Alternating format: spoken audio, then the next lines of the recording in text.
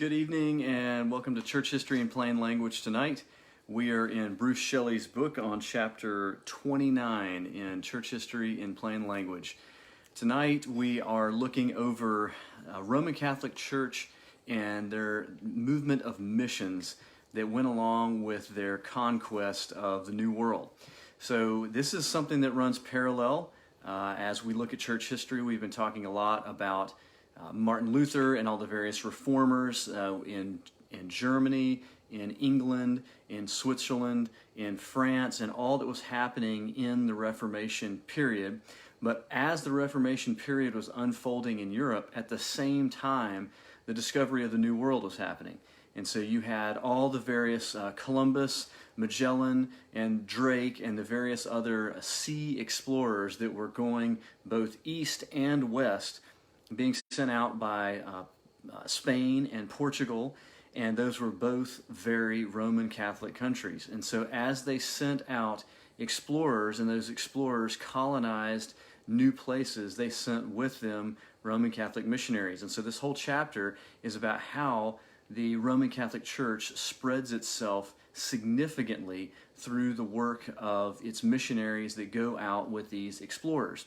So let's pray and ask the Lord's blessing upon our evening, and then we'll get started. Lord God, thank you for this evening. Thank you for this chance to look at this section of church history, and what an important section it is. And I pray, God, that you would help us to understand what happened, why certain things happened, and that we might understand from. All right, so let's begin in chapter 29. On page 282, we begin looking at what Columbus did. So, meanwhile, the Spaniards were following up the discoveries of Columbus. There were 3 more trips made to the New World in a vain attempt to find an opening to the Asian mainland. On the second of these trips, he was 17 ships bearing 1,500 men, and on Haiti he found gold and lots of it. After tracing the coast of Cuba, which he thought was southern China, Columbus set sail for Spain. In spite of an oath of secrecy, the magic word gold leading the homeland, and the most violent gold rush in history was underway. So this is what set off the conquistadors coming to South America, and we have Hernando Cortez, which is well known for landing and then burning his ships so people wouldn't, his crew wouldn't turn around. We're living in an interesting age of exploration ourselves, in that we are now pressing into outer space in a way that we haven't in a very long time. But in a similar way, people, when they went across the ocean, they had no idea what was there, and they didn't know if they were going to live or die. It is absolutely fascinating to read the account of Ferdinand Magellan crossing the Pacific Ocean, and how he was able to continue driving his men on to make it across the Pacific in sailboats for the first time ever. They all thought they were going to die, and then they found the other side of the world. Incredible courage, incredible stamina, but along with it comes all kinds of trouble and struggle when we look back in history and what these people did and how they did it. So Hernando Cortez presses on into the Aztec Empire in Mexico and ends up overthrowing the entire empire and taking all of its wealth. And we'll talk about that more in a moment. Francisco Pizarro goes even further south and takes over the Incan Empire, and people love to hate both of those guys for doing that. But this is the nature of the world, that we have more powerful people taking over less powerful people, and that's pretty much the history of war. And so the history of religion, however, often runs parallel to that, and that's exactly what we have going on here. So on page 283, we talk about, we get into this, and remember, all of this is happening at the exact same time that Martin Luther is living and doing what he's doing in Germany to press forward the Reformation. This great global venture, however, was far from a breathless race for spices and gold. Deep within the hearts of the Portuguese merchants and the Spanish conquistadors was the zeal to extend their, quote, holy faith, the Roman Catholic faith of their fathers. Thus, Dominicans, Franciscans, Augustinians, and Jesuits sailed on nearly every ship, as eager to convert the heathen as any captain was to find a new port for trade. The sacrifices that many of these monks and friars made was extraordinary. Their voyages at sea were risky. There were no furloughs. out of 376 Jesuits who sailed for China between 1581 and 1712, 127 of them died en route. That's an incredible amount of perseverance, an incredible amount of passion to accomplish what you're seeking to accomplish. But it's something that I say often and must be remembered. Your passion for doing something doesn't make it true or right. There are people that are passionate about things that are completely wrong. And many of these people were absolutely passionate, even unto death, to take the message and the words of the Pope around the world to other people. And it doesn't mean that what they were taking was saving those people or was true. They were just very passionate about what they were doing. And so there's something that we can learn from that, but let's keep this all in perspective. So what ends up happening here is there's a papal commission by the kings of to the kings of Portugal and Spain, declaring that they are responsible to evangelize the lands that they go and set foot in. So the Pope charges these two Roman Catholic countries and says, all right, all these lands that you're expanding into, the Roman Catholic Church needs to expand into those lands as you are expanding into them. So where they're losing ground in Europe to the Reformation, they're trying to gain ground in the new colonies of the West and the East. And so what we have here is the extension of the idea of a Roman Catholic country, a Roman Catholic king or prince. And this is the same exact concept that we have been working with for 1,000 years in the Roman Catholic Church. This is where we got into so many problems in the Middle Ages, is that we have a Roman Catholic emperor in Constantine, and then it carries on into these various other Roman Catholic kings and princes, where there is no separation between church and state. And as the state advances, it forces people into its form of religion. And that's where we get the Crusades, we get the Inquisitions. All of this has already happened in Europe.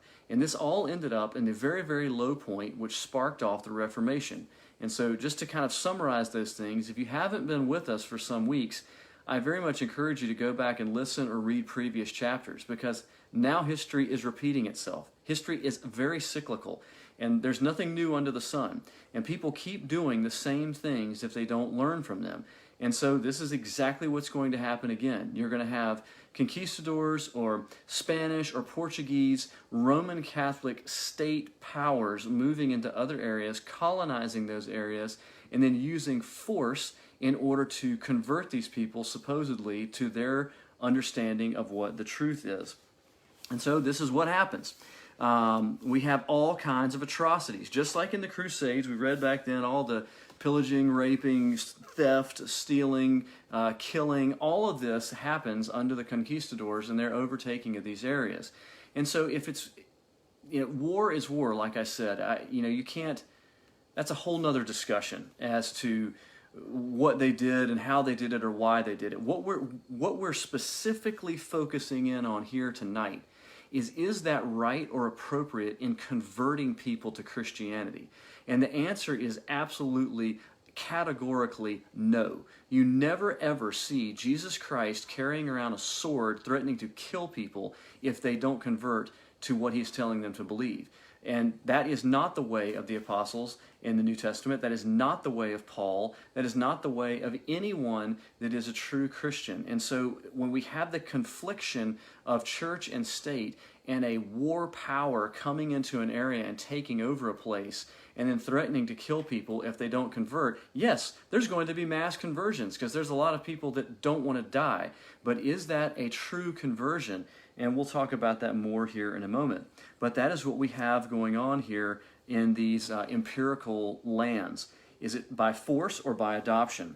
And so, let's see, Shelley spends some time here in a middle section talking about Bartholomew de las Casas. Bartholomew de las Casas was he was a convert and then pressed this particular issue. How could the Christian's God ordain brutality as an instrument of Christian conversion? And that is the question at hand tonight. How could the Christian's God ordain brutality as an instrument of Christian conversion? And the answer is, he doesn't. He does not ordain brutality as an instrument of conversion.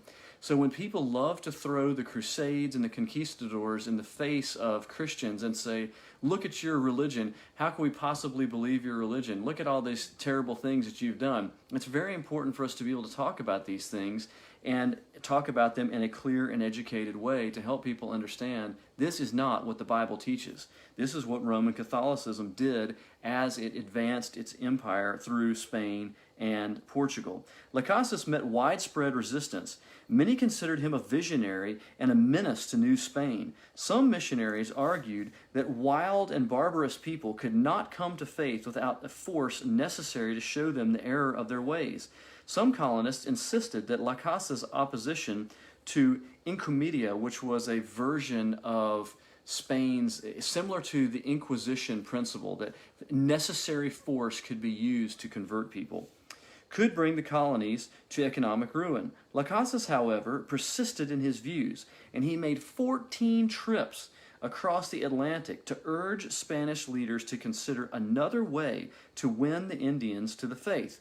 Thanks in part to his appeals, Charles V in 1542 issued a new series of laws, the Laws of the Indies, which softened the severity of the Incomedia system and established the principle that Indians had human rights too. So in our day and age, that seems like an obvious thing, but back then there were no rights. There was no Geneva Convention. There was nothing at all that was restraining the brutality of the invading force from doing anything necessary to take what they wanted. Laws in Spain, however, were one thing. Practice in Mexico was another. In a famous debate held at Valladolid on the Yucatan Peninsula in 1550, Las Casas argued for the equity and freedom of the Indians. The only way to convert them, he said, is by peaceful preaching of the word and by example of holy living. His opponent was a theologian, Juan Sepulveda, who used Aristotle's argument that certain peoples are by nature born to slavery. The Spanish, he said, are as much above the Indians as man is above the ape. So in spite of Las Casas' best effort, Christian imperialism continued in the New World and hampered the spread of the gospel among the Indians. So ultimately, they were arguing racism, that we are a Spanish people, we are far above these other people, as far above them as we are above the apes, and we will do anything necessary and anything that we feel is justified in order to supposedly convert these people. And there's all kinds of things you can read about the atrocities that were committed against these people in the name of Christianity, supposedly to convert them. The Indians were eager enough to accept the Christian faith, but they were just as ready to abandon it. Between 1524 and 1531, the Franciscans baptized more than 1 million Mexicans. The practice of mass baptisms had the same effect as mass conversions in Northern Europe in the early Middle Ages: ignorance, magic, and superstition in Christian symbols. We've talked about this before. Again, history repeating itself. When we had mass conversions of Christian kings coming into various parts of Europe, we have many, many people being baptized, accepting the faith of the new ruling king, but it's a in word only conversion, and it's followed by much superstition because people don't know anything about the Bible or anything that they're actually believing. They're following after what they're told to do because there's a new king in town. One of the well-known stories has it that Cortez left the strictest instructions in one town. Citizens were to worship the Christian God and to care for one of his horses, which was lame. The Indians faithfully obeyed, and they fed the horse on fruit and flowers until it died. In their simple minds, they supposed that the horse and the Christian God were the same. Later, 2 Franciscans discovered that the Indians had made an image of the horse and were worshiping it as the god of thunder and lightning. Well, this is a little bit about what happened with the Spanish and their imperial efforts to press into South America and the Aztecs and the Incans there, and the question of force or adoption. And we're going to come back to that a little bit more. But they had a different situation when the Portuguese went to the east. So the Portuguese sailed south around the Horn of Africa and over to India and began setting up trading there, and then on into the Indies, and then on into China and Japan. And with them went a character that we've already been introduced to, who is Francis Xavier, one of the chief Jesuit missionaries. And it's amazing what he was able to accomplish in only 46 years of life. And that is one of the things that's always amazing about these people, is what they were able to accomplish through their passion in a relatively short period of time. And so he goes first as a Jesuit Roman Catholic missionary with the Portuguese, and the Portuguese were not as interested, they weren't interested in colonizing, they were interested in trade monopolies and monopolizing certain particular ports and certain aspects of trade and bringing that money back to Portugal. And so Xavier goes east with them, and he would, in India, it says he would ring a handbell as he walked through certain sections of India to call the villagers together and recite the Creed, the Lord's Prayer, the Ten Commandments, and the Rosary. And when the fisher folk of the town had learned the words and professed their belief in the Creed, Xavier would baptize them by the hundreds until his hands dropped from exhaustion. And after 3 years, he had an organized church to pass on to his successors. And so he is extremely effective in bringing Roman Catholicism to certain portions of India. But when he feels, and he is an organizer, always in church history, people that are able to organize as well as evangelize, they have a greater long-term effectiveness. So after he feels like his work is finished in India, he goes to Malaya, which is now Malaysia, and begins to evangelize there, and then moves on to Japan. On August 15th, 1549, he moves on to Japan. And in Japan, he meets a whole different situation, because in Japan, you have not the opposite, but a much more developed religious system and a much more developed people and civilization than the Spanish encountered in the Aztecs or Incans.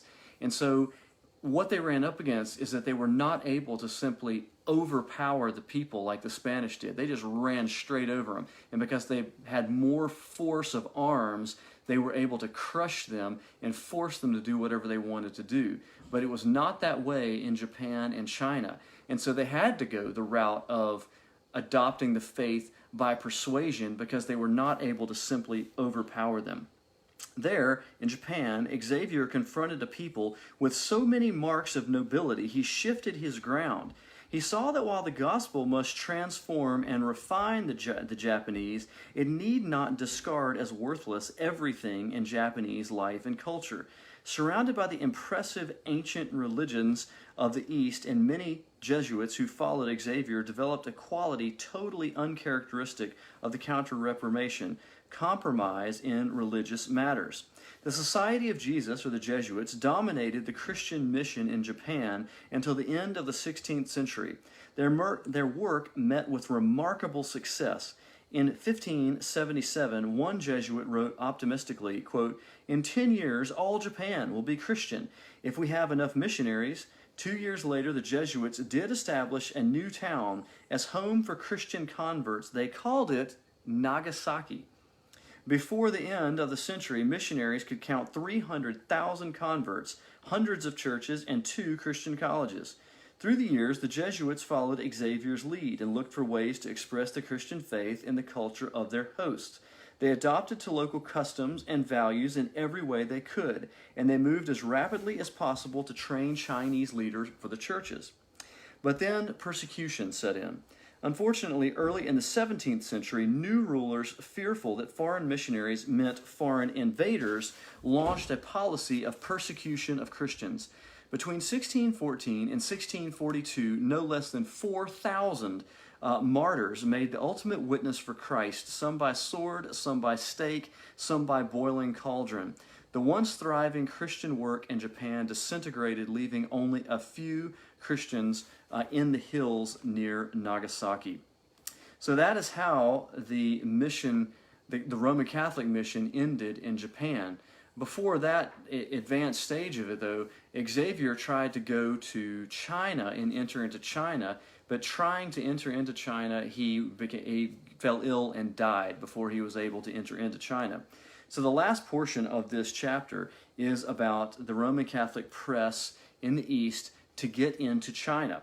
And what happens here is there is this prayer by one of the Roman Catholic priests trying to enter into China, where he says, "Oh, rock, rock, when will you open?"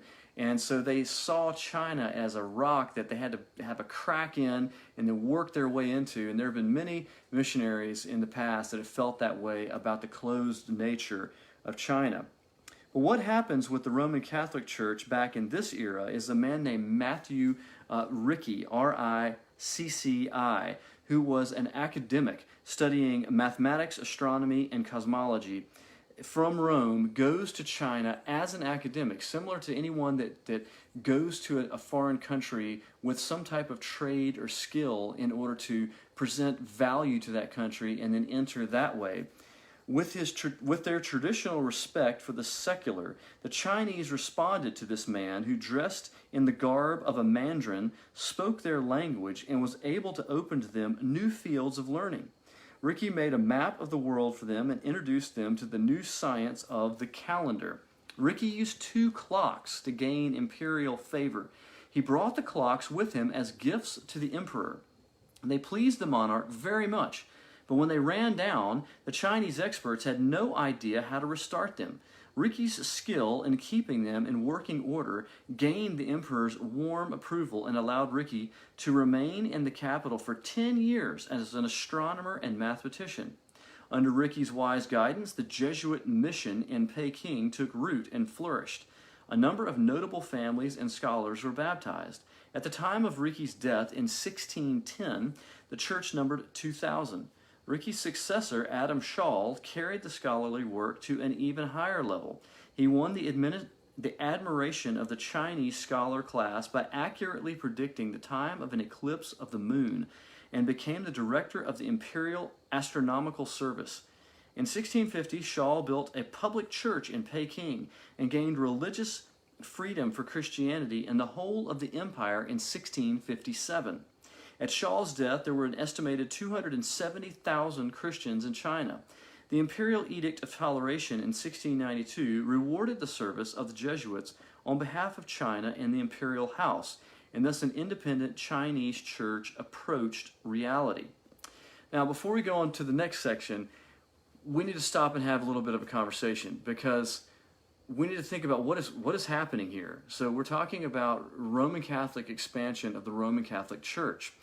And so what is being expanded into South America, into India, and into China is the Roman Catholic Church. And there's no change in the Roman Catholic Church from what we just talked about for many weeks in Europe. And so what is expanding into these areas is as the salvation by works, through the keeping of the sacraments, prayers to Mary and the saints, through the rosary and all these things, veneration of the Pope, the keeping of canon law over the Bible, salvation through the church, which requires confession through priests, all of this that takes us back to the Middle Ages. There is no fundamental difference. They are evangelizing people into the Roman Catholic Church. And this is not too far in the past. We're only talking 400 to 450 years in the past from where we are right now. And when you go and visit South America, the effects of these missionaries are still very, very real in those areas. And you will see the powerful Roman Catholicism that is all over South America. And it is very, very different from biblical Protestant Christianity. And so what is going to happen here is that, yes, there's going to be a wave of Roman Catholic missionaries that come through these areas with the empire building of Spain and Portugal and others like this. But then there's going to be another wave of Protestant missionaries that come behind them and have to undo much of what is done as they begin to teach the Bible to these people. There's Bible, just like there's Bible translation going on in Europe at this point in time, so people can read the Bible for themselves. The Protestant missionaries that come behind these Roman Catholic missionaries have the same passion for people to know Christ as he is taught in the Scriptures. And they will devote their entire lives, in many cases, to translate the Scriptures into these unknown foreign languages. They have to first learn the language for themselves, and then they have to figure out how to translate the Bible, Hebrew and Greek, into this language that just a year ago they didn't even know. And it is an incredible work to see the Bible translated into unknown foreign languages through Protestant missionaries that come after these Roman Catholic missionaries. All right, something that is also very, very important in seeing and talking about all of this is, what is syncretism? Syncretism is something that can enter into either side of this equation. We've talked about this word before, but syncretism means the mixing of religions. And so in syncretism, there's a fine line related to accommodating, being accommodating in missions. So let's talk about this for a moment. Francis Xavier, when he gets to Japan, realizes that there are good things about Japanese culture. Probably sushi, because sushi's great about Japanese culture. But there's other great things about Japanese culture that he says, we don't need to get rid of these because they're purely cultural elements. They are not religious elements. That's fine. Paul talks about this in 1 Corinthians chapter 9 as he's going through various cultures that are radically different from Jewish cultures. He says in 1 Corinthians chapter 9, verse 22, "To the weak I became weak, that I might win the weak. I have become all things to all people, that by all means I might save some." And that is a verse that just requires a lot of talking about, because Xavier tried to do that in certain ways, become all things to all people. But you can definitely go too far in that. And when you go too far in that is when you give up essential aspects of the faith in order to try to not be offensive to someone else. Jesus is clear that the gospel is offensive. When I call you a sinner and I tell you that your fundamental outlook on the world is wrong, that's offensive. And that is the way that Jesus was offensive to people. And that's the way Paul was offensive to people. And that's the way every gospel preacher is offensive to people. But we don't need to be offensive by telling them the shirt that they wear is ridiculous, and if they wore a shirt that looked more like mine, then God would be a lot more pleased with you. And we're going to run into that in missions as we keep going through these chapters. And we had that as a problem in Western missions for a while, where they wanted people to follow English customs, wear a suit and tie, and we're going to run into Hudson Taylor here eventually when he goes as a Protestant missionary to China. He's the first English missionary to go inland to China, risk his life, grow his hair long in a ponytail, wear Chinese dress, wear the shoes, wear all of this so he doesn't stick out, but he preaches a radically different message. Syncretism is when I change the essence of the gospel message in order to make it less offensive so that people will accept it. And this is what Ricci did here, even with Roman Catholicism. As we read on in the chapter, the Chinese mission there in China, however, was met with misfortune, this time not from external pressures, but from the Dominicans and the Franciscan missionaries, who argued that the adaptation or the syncretism of what had happened through Ricci had gone too far. Ricci had tried to avoid presenting Christianity to the Chinese as something new. He refused to consider these advanced and religious people as atheists, so he taught their traditional Chinese devotion reached its perfection in the Christian faith. The, quote, Lord of Heaven, whom the Chinese had so long revered, was God. Ricci contended that the reverence for ancestors so common in China was not a religious act, but a social act, and therefore acceptable to Christianity.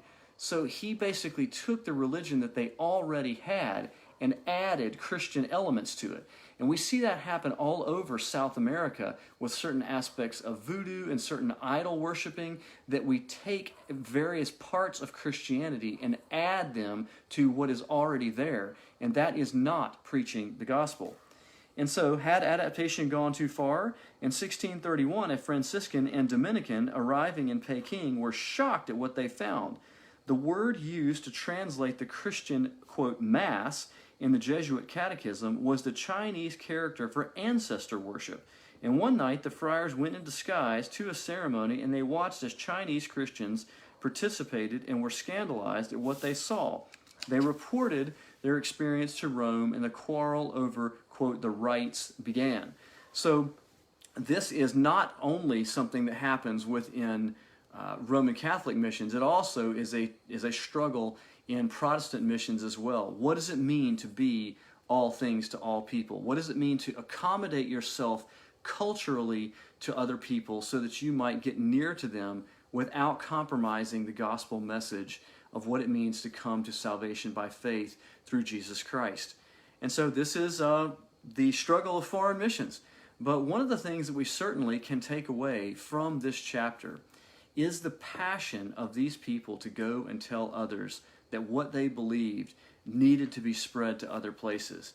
We, I think, can lose that passion in our day and age, where we can think that we can send an email or post a video like this on the internet and it can go anywhere in the world. So why do I need to go there to personally tell someone about the gospel? It is very, very important that we maintain a passion to go to the ends of the world to tell people about the gospel of Jesus Christ. Not how to pray to saints, not how to rub beads, not how to light candles, not how to do certain religious rites, but how they might have their sins forgiven and know Christ as their Savior. And so this is a chapter about Roman Catholic expansion and missions through South America, Central America, and the East. I hope that helps you get a little bit better grasp as to what was going on during that period. We'll meet again next week and keep this thing going. Have a great night. See you next week.